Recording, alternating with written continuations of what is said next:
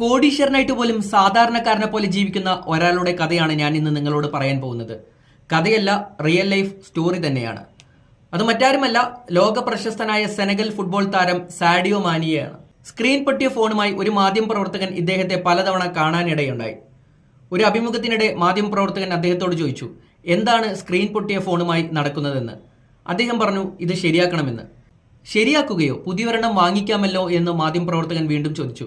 ശാന്തനായ അദ്ദേഹം മറുപടി പറഞ്ഞു, എനിക്ക് വേണമെങ്കിൽ ഇന്ന് 1000 ഫോണുകൾ വാങ്ങാം, 10 ഫെറാറി കാറുകൾ വാങ്ങാം.